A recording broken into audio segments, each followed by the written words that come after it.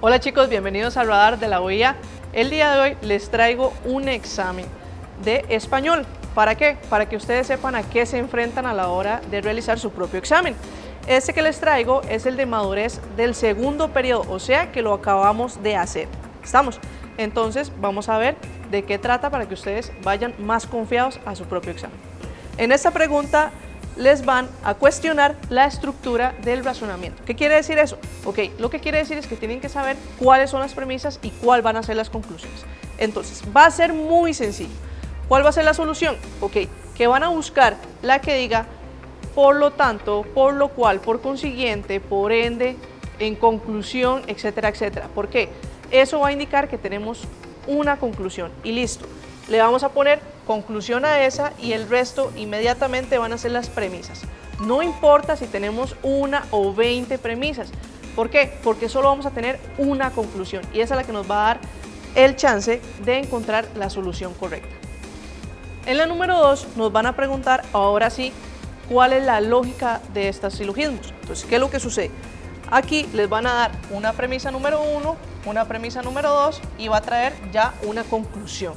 ¿Qué es lo que tenemos que averiguar? Si está bien o está mal esa conclusión. Entonces, vamos a ver. Dice la premisa número 1, todas las rosas son plantas. La premisa número 2, algunas plantas no tienen flores. Y la conclusión dice que las rosas no tienen flores. Entonces, ¿qué es lo que sucede?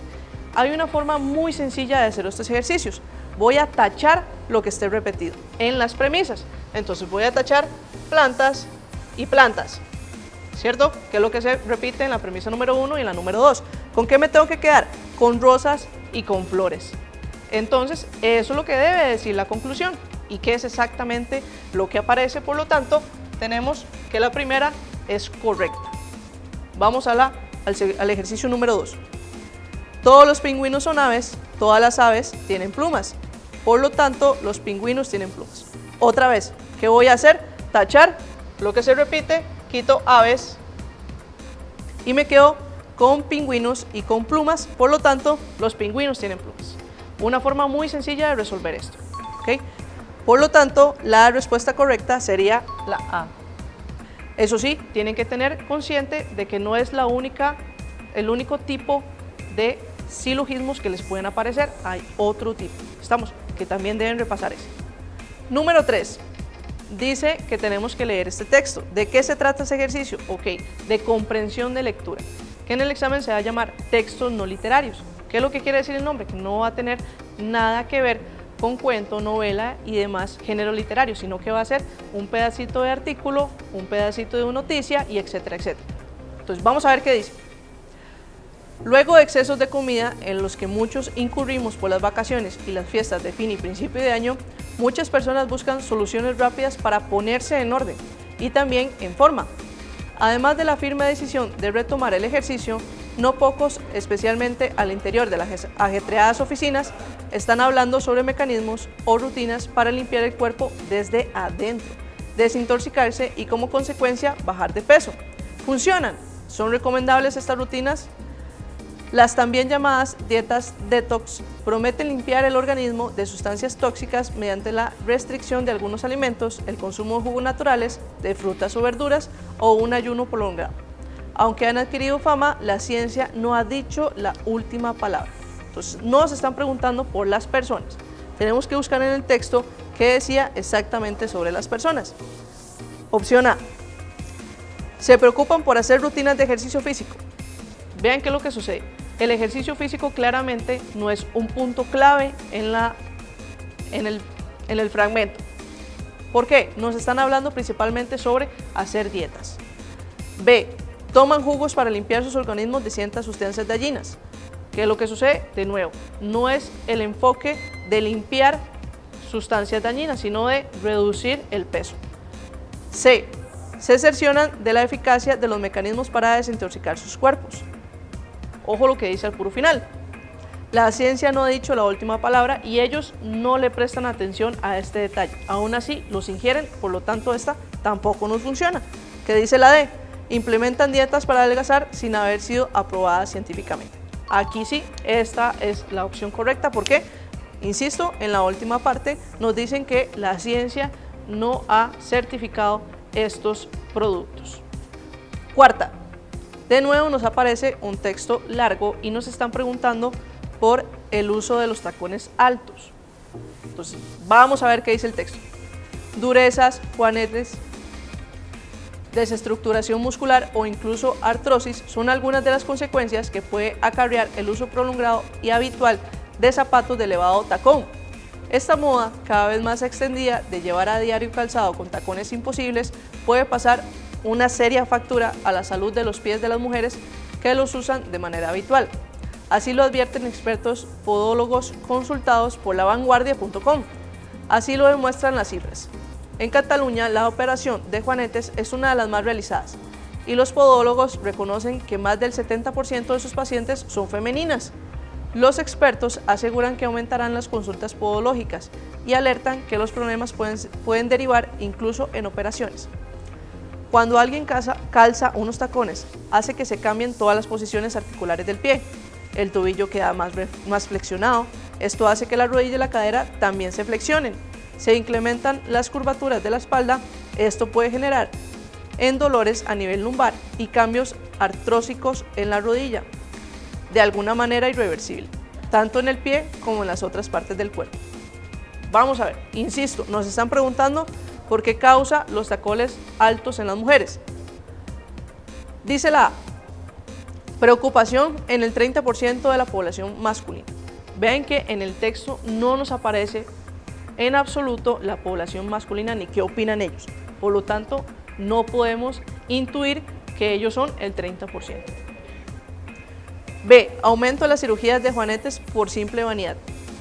Esto no sucede por simple vanidad. Ya cuando los operan, nos está diciendo el texto que es debido a una lesión grave que tienen en el pie. Entonces, no nos funciona tampoco. La C dice degeneraciones que afectan los músculos y las articulaciones.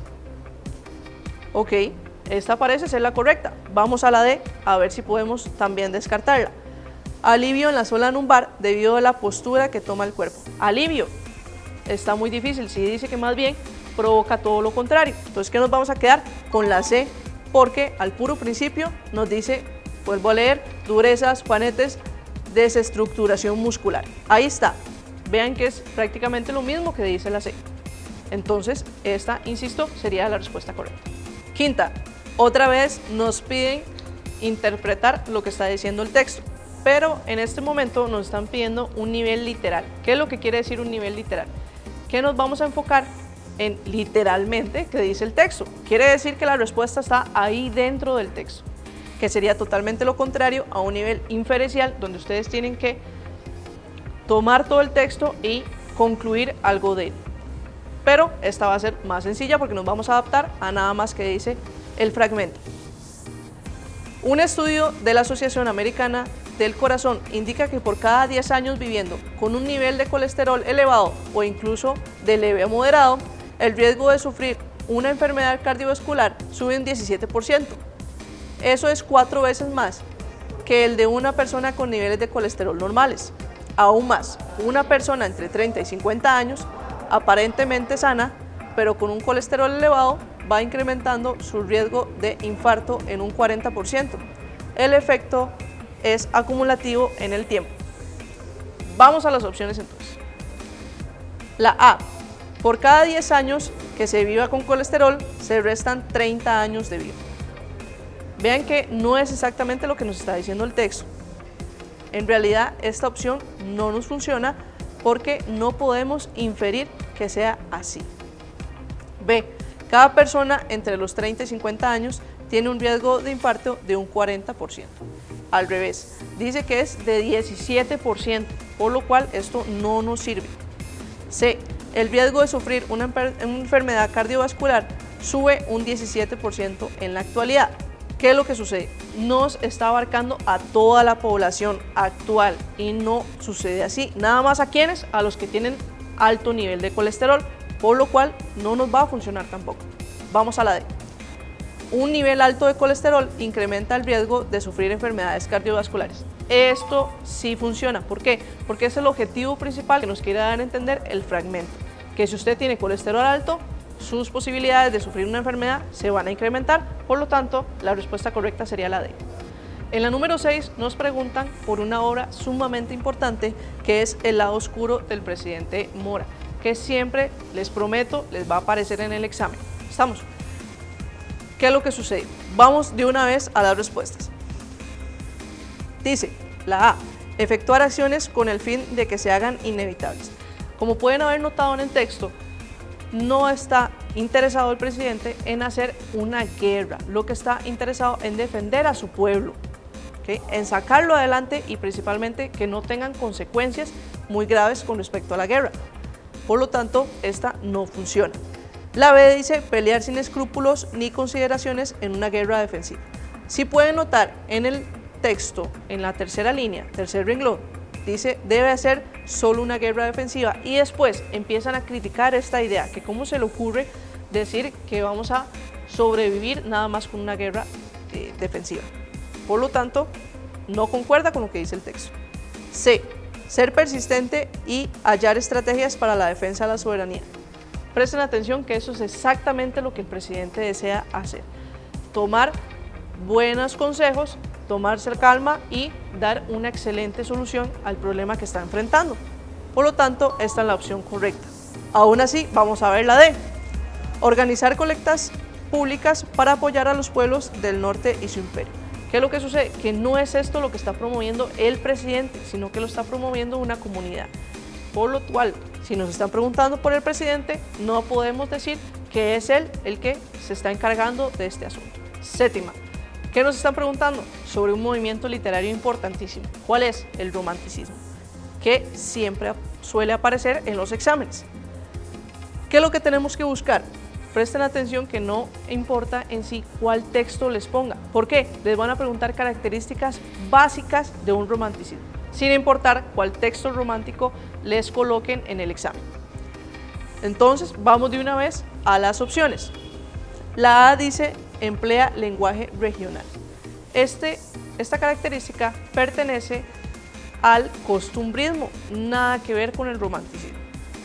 B, presenta una realidad cruda, otro movimiento literario incluido aquí. ¿Cuál es? El realismo. Vean que el mismo nombre lo dice. C, describe detalladamente los ambientes físicos. Otra vez, no se incluyeron el realismo.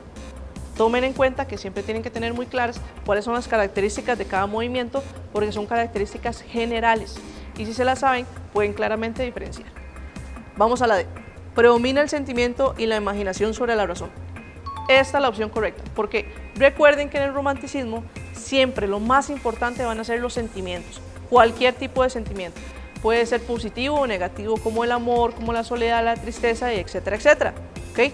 Entonces, cada vez que les pregunte por romanticismo y ustedes vean que aparecen sentimientos, dándole una connotación muy importante, esta va a ser la opción correcta. En la octava, nos preguntan por un género literario. ¿Cuál es ese género literario? La novela.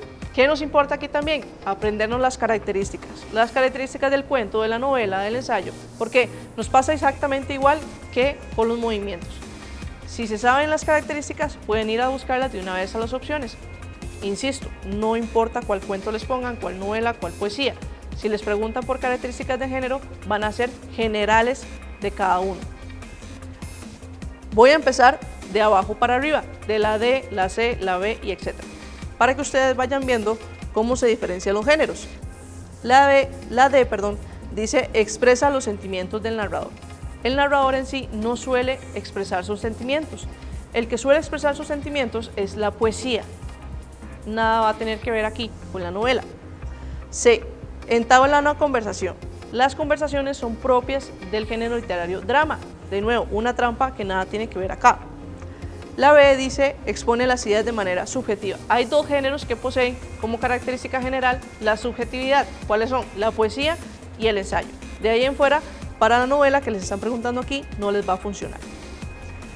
La A dice narra los acontecimientos. Recuerden que nosotros denominamos al narrador como el que escribe el cuento y la novela. Por lo tanto, siempre nos va a parecer que puede narrar, que puede relatar, que puede contar, etcétera, etcétera. Entonces, esta sería la opción correcta. En la número 9 nos preguntan por los tipos de narrador. Recuerden que les va a aparecer 3 tipos de narrador, que es el omnisciente, el testigo y el protagonista. Y tienen que identificar cuándo es cada uno. Vamos a ver qué nos dice el fragmento número 1. Un día o una noche entre mis días y mis noches. ¿Qué es lo que sucede? Vean que soy yo el que está contando qué es lo que sucede entre mis días y mis noches, yo soy el que soñé, etcétera, etcétera. Cuando soy yo el que está representando su propia historia, el que está narrando, contando lo que le sucede, me voy a convertir en un narrador protagonista. ¿Por qué? Por algo se llama así, protagonista, porque yo soy mi propio protagonista de esa historia. En el segundo fragmento dice, Aureliano sintió una humillación casi física, pensó destruir o reformar, etcétera, etcétera. Yo siempre le recomiendo a mis estudiantes que cuando estemos hablando de pensar, de sentir, de algo que una persona común y concisa no puede saber sobre nosotros, siempre se va a convertir en omnisciente. Si yo les pregunto a ustedes qué estoy pensando yo en este momento, ustedes no pueden contestarme, ¿cierto? Si yo les digo a ustedes que qué almorcé el día de hoy, no me pueden contestar. Solo un narrador omnisciente puede hacer este tipo de cosas. Va a saber qué pasa por nuestra cabeza, por nuestros sentimientos, qué hicieron en el pasado, en el futuro y en el presente. Entonces, la respuesta correcta correspondería a la C.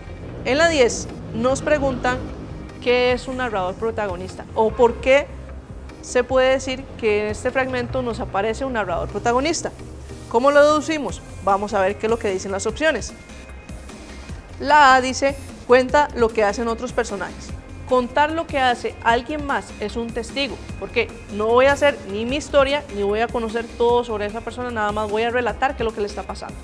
Testigo, nada que ver con el protagonista. B, reproduce su propia historia a través de la narración. Aquí sí, si es mi propia historia, yo soy el protagonista, por lo tanto es la opción correcta. Aún así vamos a ver la C y la D para que les quede bien claro. La C dice, participa de la narración como personajes secundarios. Insisto, no puede participar de forma secundaria porque es mi historia, yo soy el protagonista, tienen que ser el principal, por lo cual no funciona. Y la D dice, describe con detalle los más íntimos pensamientos en tercera persona. El que conoce todo lo íntimo del personaje, ¿cómo se llama? Omnisciente. 11. Nos preguntan por código apreciativo. Recuerden que el código apreciativo es cuando ustedes tienen que interpretar qué es lo que estaba diciendo ese narrador, ese yo lírico, ese yo discursivo, etcétera, etcétera. ¿Qué es lo que sucede aquí? Vamos de una vez a las respuestas. En la A nos aparece la necesidad humana de socializar. Vean que lo que está pasando con el Minotauro, que es el protagonista de la Casa de Asterión, es que él se siente completamente solo. Nadie quiere pasar tiempo con él. Ojalá hayan leído la obra completa, es excelente. Pero como se pueden dar cuenta, lo que él necesita es socializar, tener a alguien que esté a su lado y poder convivir. Por lo tanto, esta es la opción correcta. ¿Por qué las otras no? Dice la B, el placer general por permanecer inmóvil. Vean que en el texto en realidad no menciona que él desea permanecer inmóvil sin moverse cuando está acostado. No, sino es que está soñando con tener a alguien con quien hablar, con quien conversar, con quien compartir. La C dice la apatía por la interacción con otros seres reales o imaginarios. Recuerden que apatía es todo lo contrario a empatía, que es cuando nos podemos relacionar con los sentimientos o identificar con los sentimientos de la otra persona. Por supuesto que apatía por la interacción ya no va a funcionar. La D dice el apego del ser humano a la sociedad, por lo que rechaza toda compañía. Vean que la misma opción se contradice. ¿Cómo es que va a tener apego a la sociedad si va a querer estar solo? Por lo tanto, nos quedamos con la A. 12.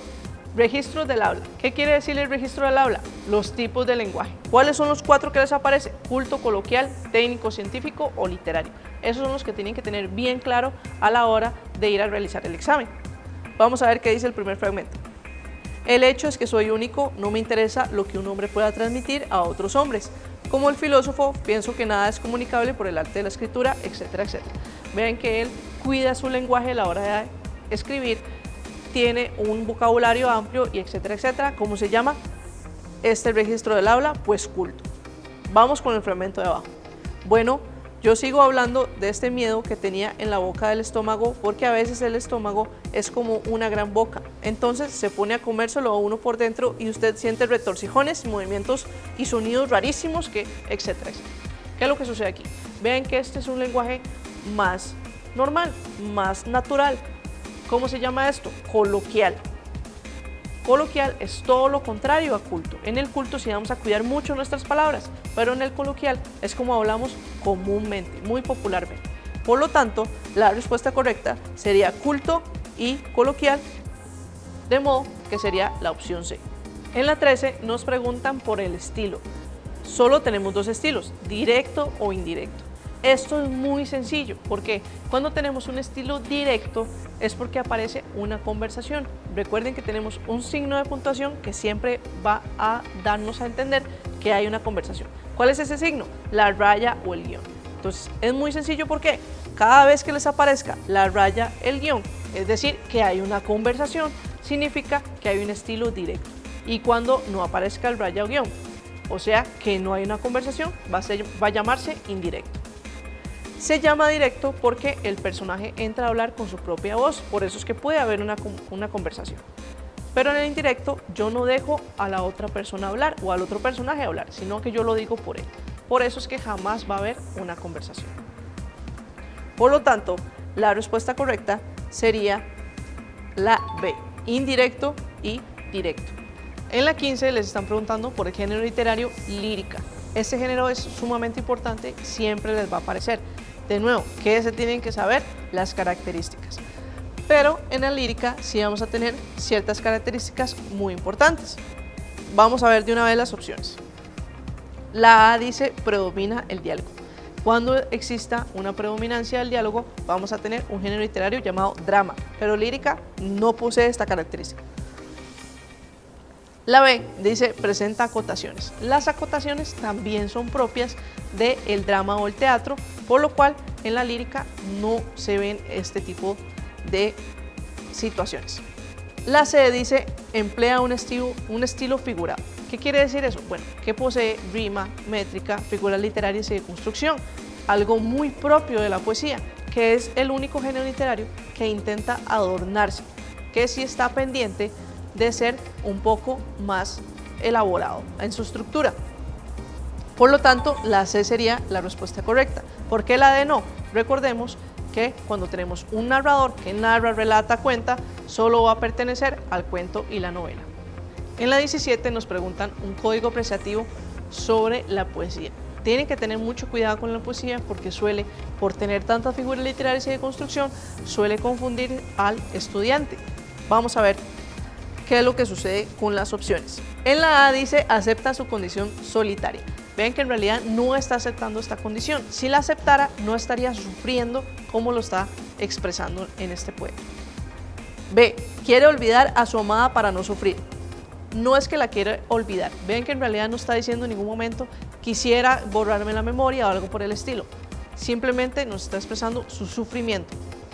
C, expresa el dolor por causa de un amor perdido. Aquí sí, vean que es exactamente lo que nos está diciendo el poema.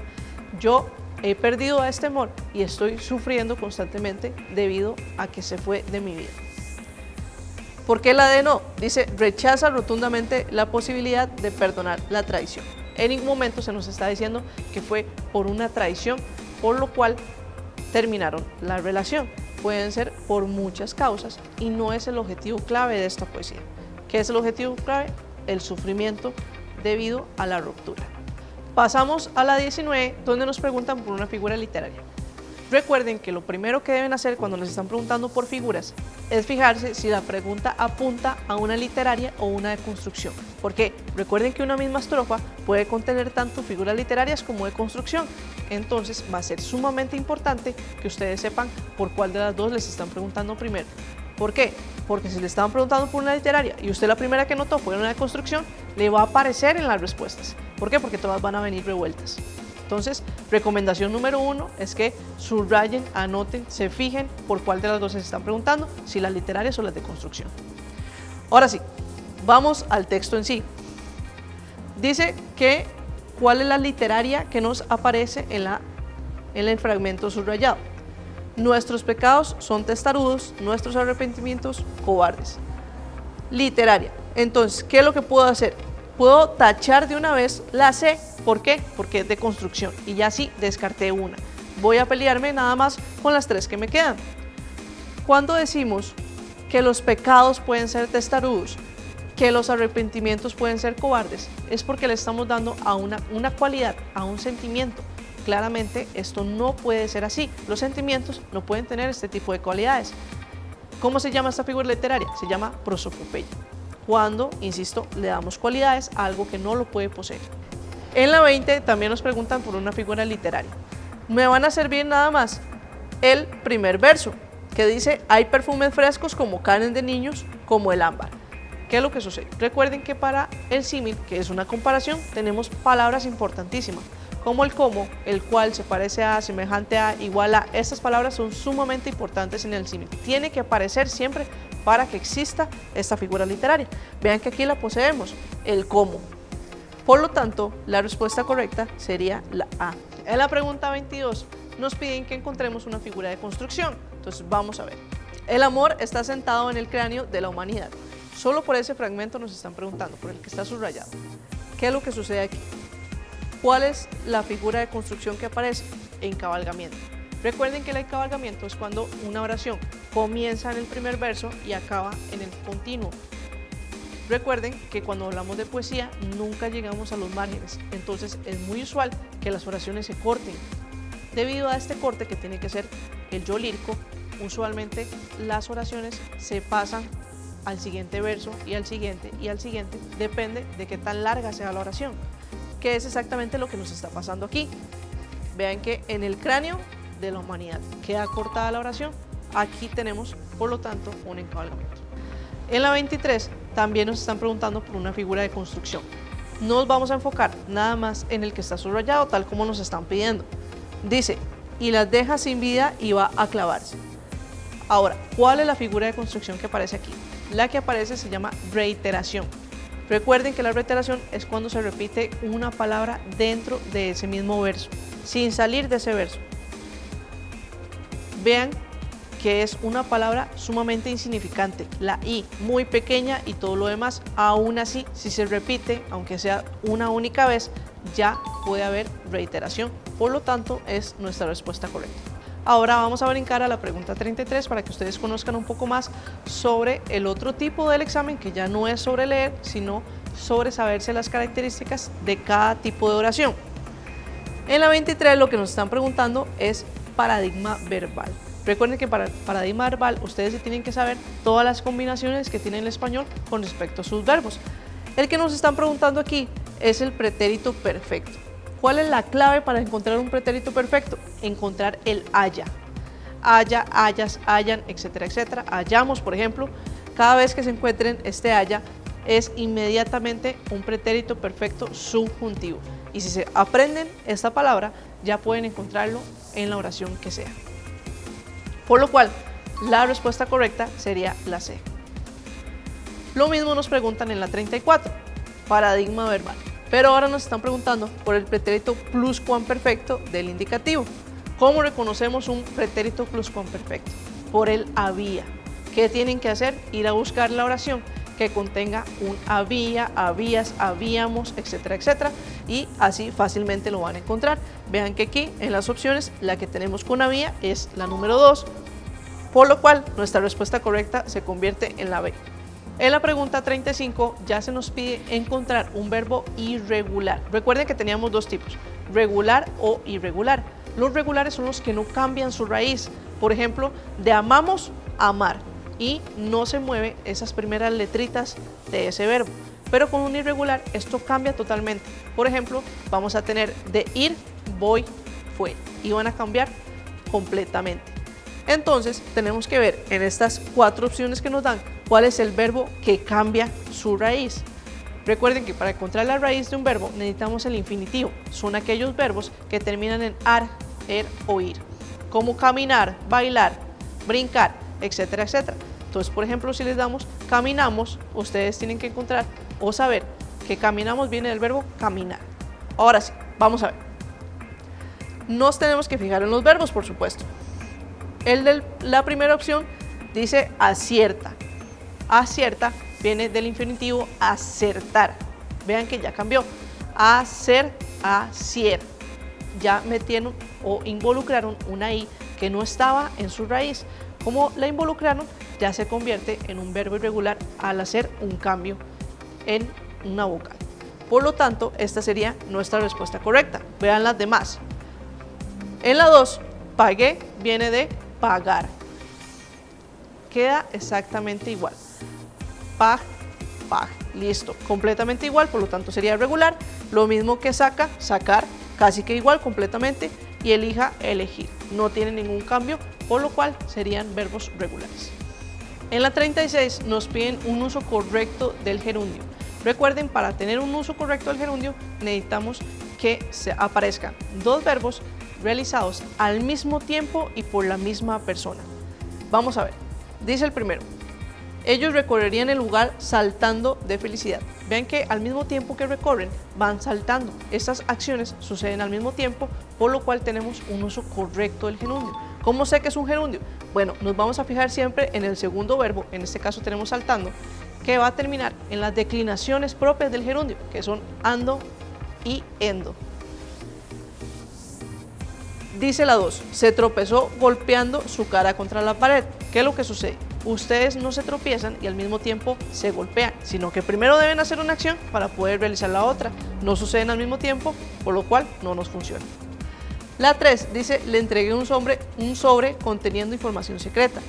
Ustedes no son la misma persona, no son los que entregan y no son los que contienen. La oración correcta aquí sería, le entregué un sobre que contenía información secreta. No es para nada un uso correcto del gerundio. 4. Habiendo comprado los ingredientes, aquí sí. Vean que las dos acciones se realizan al mismo tiempo, haber y comprar. Entonces, ¿qué es lo que tenemos? Un uso correcto también, por lo cual la respuesta correcta sería la B. En la 37 nos están preguntando por tipos de tratamiento o formas de tratamiento, que es más usual llamarlo. ¿Cuáles son las tres formas de tratamiento que les aparecen? Ustedeo, voceo y tuteo. Casi siempre van a preguntar por el voceo. ¿Cómo reconocemos un voceo? Es muy sencillo. El voceo es el único que va a venir tildado al final de su verbo. Siempre va a ser una aguda. Vamos a ver cuál de estos verbos viene tildados al final. Deja de lloriquear. No funciona. Tenía que venir tildado en la A. Debes ser fuerte, amigo. Tiene que venir de nuevo tildado en la última E. No funciona. No se queje tanto de la vida. Para nada. Sin tilde, ¿cierto? Ni me digas. Aquí sí. El verbo decir viene tildado al final. Entonces este nos va a funcionar. Vean que si quieren le pueden poner el voceo, el tuteo o el ustedeo al principio. Yo puedo decir vos ni me digas y me va a sonar completamente bien. En la 38 nos están preguntando por combinaciones gramaticales. Recuerden que las combinaciones gramaticales es cuando nos aparecen palabras que se parecen pero que tienen significados distintos, como debe y debe de, como de más y de más, y etcétera, etcétera. ¿Qué es lo que nos aparece aquí? Vamos a ver. Dice la número 1. No puedo ir al concierto porque estaba enfermo. Este porque que viene separado y con tilde es de pregunta. ¿Verdad que aquí no estamos haciendo ninguna pregunta?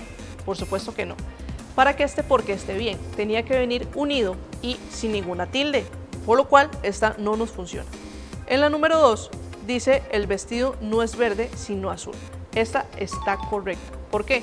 Porque el sino que viene junto es de contradicción. No es esto sino lo otro, por lo cual ya tenemos una correcta.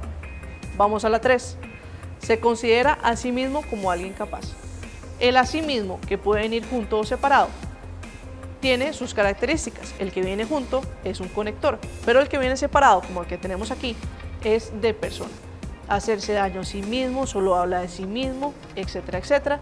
Por lo cual aquí las tres palabras tienen que venir separadas, tal y como se representa, por lo cual la 3 también está correcta. 4. Siempre debe conducir con cinturón. Recuerden que el debe, solo sin la preposición de, es una obligación. Aquí es totalmente lo contrario. Tuvo que haber parecido, siempre debe de usar cinturón. ¿Por qué? Porque el debe de es una sugerencia o una suposición. Aquí lo que estamos haciendo es sugerir usar el cinturón de seguridad, por lo cual tiene que haber aparecido con la preposición de. Por lo cual, la respuesta correcta nos quedaría que es la C. 39. Nos preguntan por grupo verbal. Recuerden que para el grupo verbal lo que tenemos que hacer es buscar una oración que posea un verbo. Eso sí, recuerden que si nos aparecen infinitivos, gerundios o participios, tienen que venir acompañados de otro verbo, porque si no, no pueden ser parte del grupo verbal. Pero aquí, en este fragmento que nos ponen, nada más aparece una opción con verbo, que es lo único que tenemos que buscar. ¿Cuál es esa opción? La 1. Generalmente caen del verbo caer. El resto, ¿qué son? Grupos nominales. ¿Qué quiere decir eso? Que no tienen verbo y que en su lugar siempre van a tener un sustantivo. Como épocas del año, ¿de qué estoy hablando? De las épocas del año, por supuesto que es un sustantivo. Principales funciones biológicas, ¿de qué estoy hablando? De las principales funciones biológicas, otra vez un sustantivo y así sucesivamente. Por lo cual, la única que trae verbo, insisto, sería la A. Vamos ahora sí con los procesos de formación de palabras al ver esta pregunta. Nos ponen 3 palabras: contagioso, micrófono y mugir. Nos están pidiendo cuál de los 3 tipos de formación de palabras son: derivadas, composición o onomatopeya. ¿Qué es lo que sucede? Para tener una palabra derivada, quiere decir que deriva de otra palabra, por lo cual se llama así. Entonces, contagioso deriva de contagiar, por lo cual derivada. Micrófono es una palabra compuesta. ¿De qué está compuesta? De micro y de fono, por lo cual las 2 palabras unidas nos forman una palabra compuesta. Y mugir es una onomatopeya. Recordemos que las onomatopeyas es cuando hacen referencia a los sonidos. Por ejemplo, mugir, aullar, ladrar o el mismo sonido como miau, guau y etcétera, etcétera. Derivada cuando deriva de una palabra, compuesta cuando se forma de 2, 3 o 4 palabras individuales y onomatopeyas cuando hacen referencia a un sonido, por lo cual la opción correcta sería la D. En la 41 nos están preguntando por una oración gramatical. Recuerden que tenemos 3 verbos fundamentales para la gramatical, que son haber, hacer y ser. Y recuerden que estos 2 tienen restricciones. ¿Cuáles son las restricciones? Que tienen que hablar de tiempo, clima o alguna estación del año. ¿Estamos? Otoño, verano, invierno, etcétera, etcétera. ¿Qué es lo que tenemos que hacer primero? Buscar alguno de estos 3 verbos. Eso sí, recuerden que nunca les van a aparecer así exactamente como yo los puse en la pizarra. ¿Cómo aparece? Conjugado, por lo cual vamos a ver las opciones. ¿Qué debo buscar siempre? El verbo, es lo que me va a importar. En la opción A tenemos el verbo realizar. ¿Realizaron tiene algo que ver con haber, hacer y ser? Por supuesto que no. Entonces, ya esa opción no me funciona. Regalaron. Este es el verbo. ¿Tiene algo que ver con haber, hacer y ser? Por supuesto que no, no me funciona.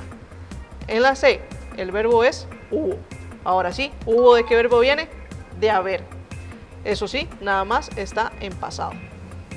Y listo, ya lo tengo en pasado, alguno de los 3 verbos principales y ya encontré la respuesta correcta. ¿Por qué la de no? Porque el verbo es anunciar, que, insisto, no tiene nada que ver con estos 3 verbos súper importantes y necesarios para la oración gramática. En la 42 nos preguntan por una impersonal típica. ¿Qué es lo que siempre tengo que tener presente en la impersonal típica? Un verbo de algún fenómeno natural. ¿Como cuál? Como temblar, llover, relampaguear, anochecer, atardecer, amanecer, etcétera, etcétera. Algún fenómeno natural. Eso sí, debe ser el verbo. No me puede aparecer estaba lloviendo, porque el verbo es estar. Tiene que ser el verbo, el fenómeno natural. Entonces, insisto, con las impersonales siempre va a ser importante y esencial fijarse en los verbos. Vamos a la A. Habrá viene de una gramatical, cuando teníamos los verbos haber, hacer y ser. ¿Recuerdan? Esta no nos funciona. Vamos a la B. Llueve es el verbo. Aquí sí, ¿verdad que llueve es un fenómeno natural? Ya la encontré, así de fácil, siempre y cuando nos fijemos en los verbos. ¿Por qué la C y la D no? Bueno, porque el verbo es comprar, que nada tiene que ver comprar con un fenómeno natural. Y en la D, el verbo es iniciarán, que, insisto, nada tiene que ver tampoco con un verbo de fenómeno natural, por lo cual no me funciona. Importantísimo que en las oraciones impersonales, no importa por cuáles estén hablando, deben fijarse por los verbos primero. Si no se fijan en el verbo, ya nunca van a encontrar una impersonal correcta. Vamos con la 43, que nos preguntan por la última impersonal. ¿Qué debemos hacer con esta impersonal eventual? Es fundamental que vengamos y le pongamos al inicio de las opciones la palabra ellos. ¿Por qué vamos a hacer eso? Bueno, porque las impersonales eventuales son las únicas impersonales que pueden venir con su verbo en plural. Las gramaticales y las típicas deben venir siempre en singular, pero las eventuales no, las eventuales deben venir en plural. Entonces, como pueden venir en plural, nosotros le podemos poner un sustantivo. ¿Cuál es ese sustantivo? Ellos. Y nada más debo hacer, ¿qué cosa? Leer corrido a ver cuál me suena bien. Si yo vengo y digo, ellos se atendió bien, no me va a sonar bien, ¿cierto? Voy a la B. Ellos hubo también, no concuerda. Voy a la C. Ellos había representantes, tampoco. D. Ellos eligieron la participación de muchos deportistas. Aquí sí suena correctamente bien, por lo cual me quedo con la D. Algo súper importante con estas tres oraciones que acabamos de ver es que nunca tienen sustantivo. Nunca les van a decir quién realizó la acción, por lo cual deben fijarse principalmente con las eventuales que no les aparezca quién realizó la acción. Por ejemplo, si ellos dicen mis amigos asaltaron el súper, ya no va a funcionar. ¿Por qué? Porque ¿quién asaltó? Mis amigos. Debe aparecer nada más asaltaron el súper. Nunca, nunca estas tres oraciones pueden tener un sujeto. Vamos a realizar la pregunta 45 para que ustedes vean cómo funcionan unas pasivas completas. Recordemos que las pasivas completas es cuando nos aparece lo que fue realizado y quién realizó esa acción, solo que aparece al revés. Quiere decir esto que en lugar de decir, por ejemplo, el presidente firma la carta, la pasiva se convertiría en la carta fue firmada por el presidente. Estas oraciones siempre deben tener dos verbos juntos, nunca se pueden separar. Y además, en las completas, que es lo que nos están preguntando en la 45, debe aparecer siempre quién realizó esa acción. Vamos a la primera. En esta primera oración dice, el gol fue anotado por tercera vez. ¿Tercera vez puede anotar algún gol? Por supuesto que no. Como no puede anotar un gol, no nos funciona. 2. Las artesanías son hechas por el orfebre. El orfebre, ¿verdad que sí puede realizar artesanías? Como puede realizar la acción, entonces ya tenemos una opción correcta. 3. La herida del paciente ha sido curada por la enfermera.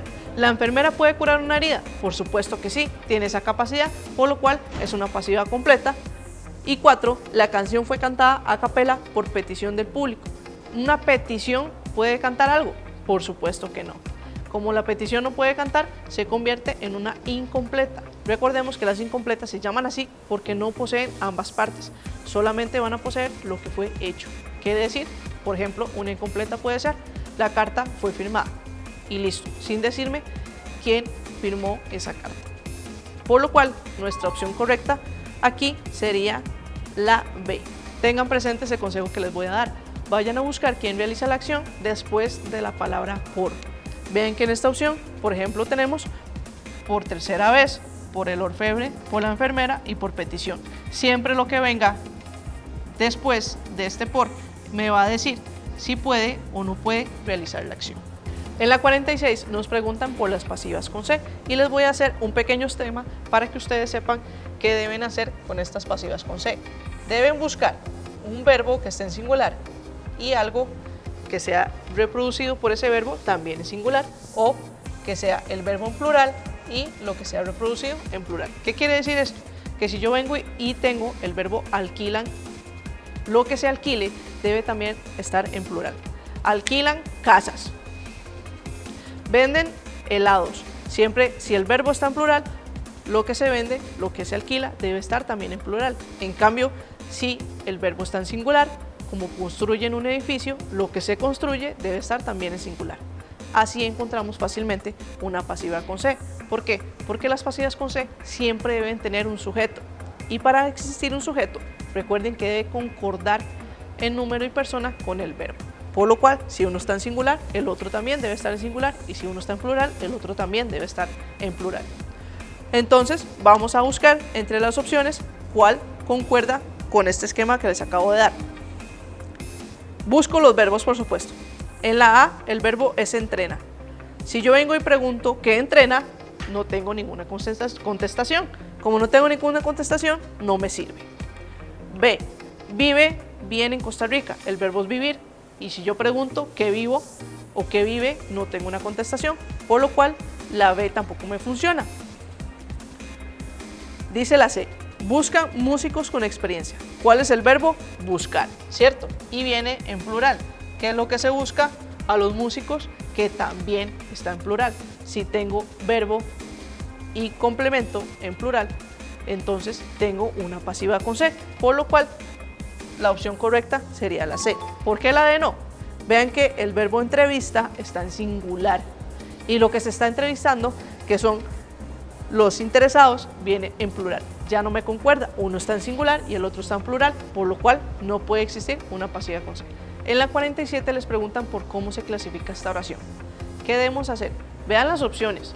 Tenemos coordinadas yuxtapuestas, pasivas incompletas y subordinadas sustantivas. Tienen que tener presente que aquí la pasiva incompleta y la subordinada sustantiva no vienen al caso. Las que vienen al caso son coordinadas y yuxtapuestas. ¿Por qué? Recordemos que las coordinadas son las que tienen conjunciones, como la i, la e, la ni, el pero, el si no, el sin embargo, la o, la u, etcétera, etcétera. En cambio, las yuxtapuestas son las que no tienen conjunciones y deben tener signos de puntuación siempre, aunque sea una coma. Pero por supuesto puede ser cualquier otro signo de puntuación. Entonces vengo y me fijo en la oración. ¿Qué tenemos en la oración? Pues muy claro, una conjunción y. Si tenemos esta conjunción y, ya sabemos que inmediatamente debe llamarse coordinada. En la 49 nos están preguntando por una sustantiva en función de sujeto. Recuerden que las subordinadas se dividen en tres: en sustantivas, en circunstanciales y en adjetivas. En este caso nos están preguntando por una sustantiva. ¿Cuál es el problema? Que la sustantiva también se divide en dos. ¿En qué se divide? En sujeto y en complemento directo. Pero en este caso nos están preguntando nada más por la función sujeto. Para la función sujeto vamos a tener dos palabras claves que siempre deben aparecer en las oraciones que ustedes quieren colocar como correctas. ¿Cuáles son esas palabras? El qué y el quién. ¿Qué quiere decir esto? Bueno, que cualquier oración que no tenga el qué o el quién ya está completamente eliminada, como nos va a suceder en la primera y en la cuarta opción. Y así, fácilmente se pueden ustedes quedar con dos opciones nada más. Ahora vamos a ver cuál es la opción correcta. Si estamos hablando de una función sujeto es porque reemplaza a un sujeto o hace mención a este sujeto.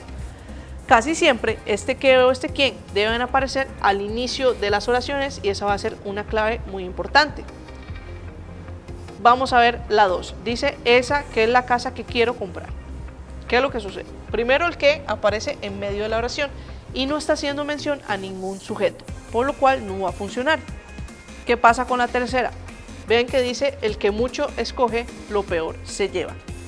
Aquí sí estamos haciendo referencia a una persona, a esa persona que mucho escoja.